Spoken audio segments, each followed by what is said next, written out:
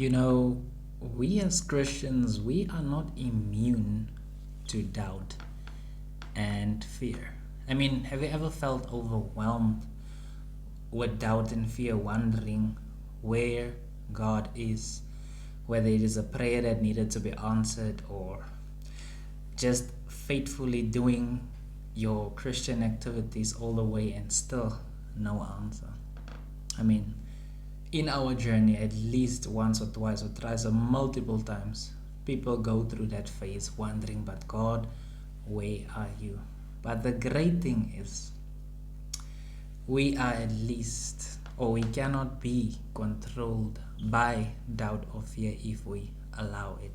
And that is the topic we are talking about today. Hello, my name is Basil Swartz, and about we are talking about doubt and fear. So let's get to the main point. Understand that doubt and fear truly exist. Sometimes people reason and say doubt does not exist, fear does not exist, but it actually does exist.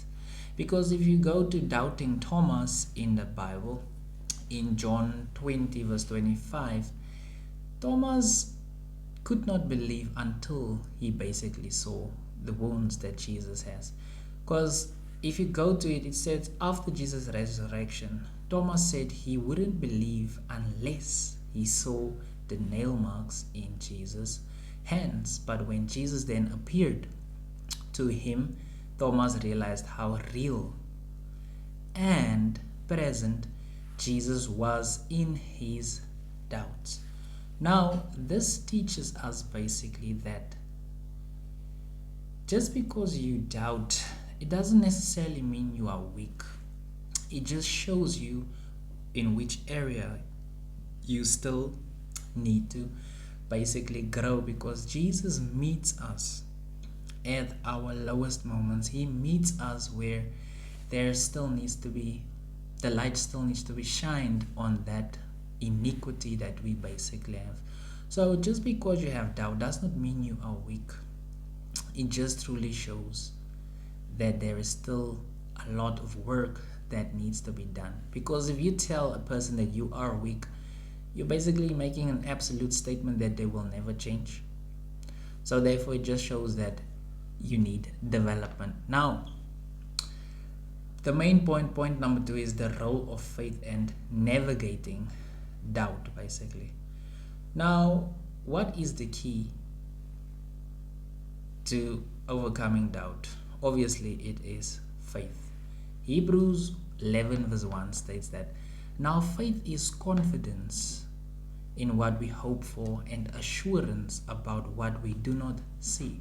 Faith is trusting God even when we don't see the full picture. So basically, in short, as we already know, that faith is going in the dark and just trusting God completely, like, Lord, where you are leading me, it is the right path. I trust you. I don't know where we are going, although I would want to. But based on your word in Matthew 28 verse 20 or 20 verse 28, one or the two, it basically states Jesus speaks there and he says, I am always with you, even till the end of age. So that is that faith, like knowing, okay, Lord, where I am right now, you are with me. Therefore, David wrote Psalms 23, though I walk through the valley. He knew that even though in my lowest or my darkest place, God will still be with you. Now, one of the best ways to strengthen your faith is basically remembering what the Lord has done.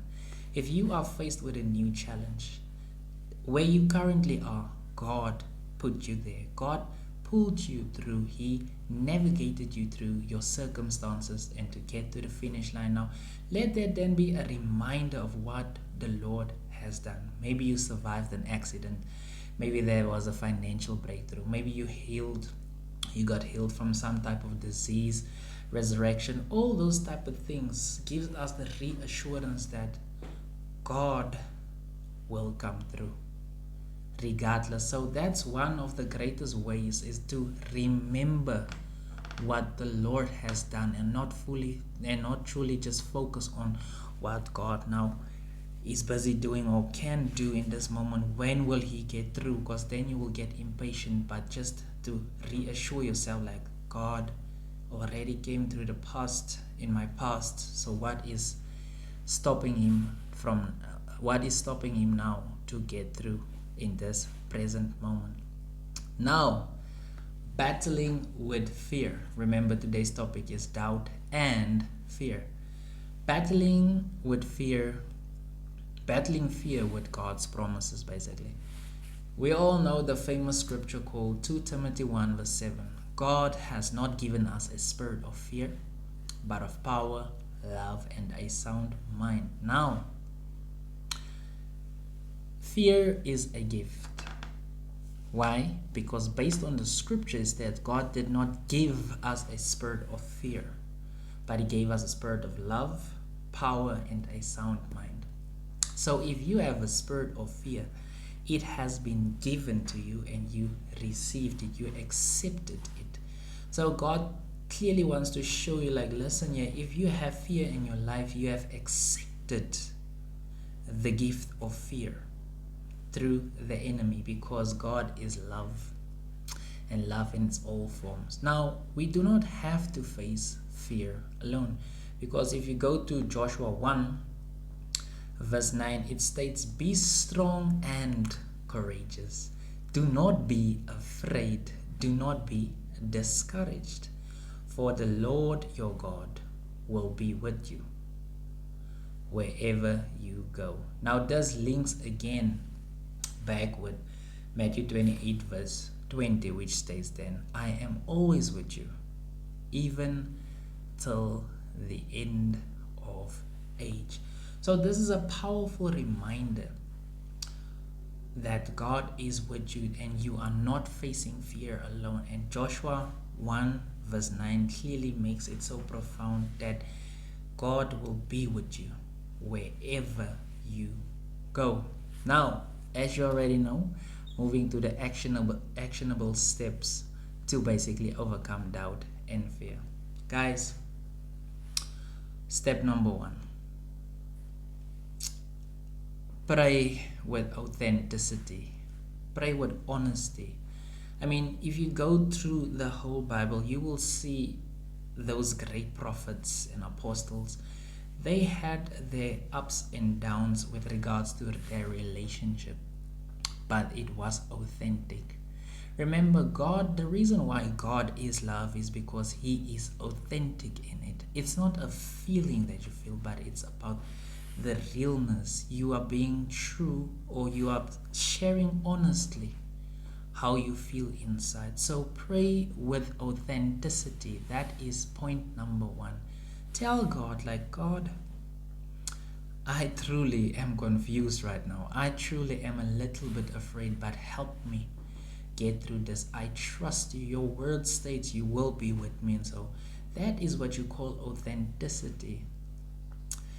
King David never just rejoiced, but he actually went to the Lord and said, Lord, please don't deliver me, or please don't hand me over to the hands of his enemies. Therefore he prepared a table in the midst of their enemies. Back to Psalms 23, because he had that authentic relationship with God. What about Elijah when was Jezebel? Yes, when Jezebel chased him, basically he went to lay under a tree to die, but yet again, that's how authentic he was. Or what about Jonah when he got to Nineveh?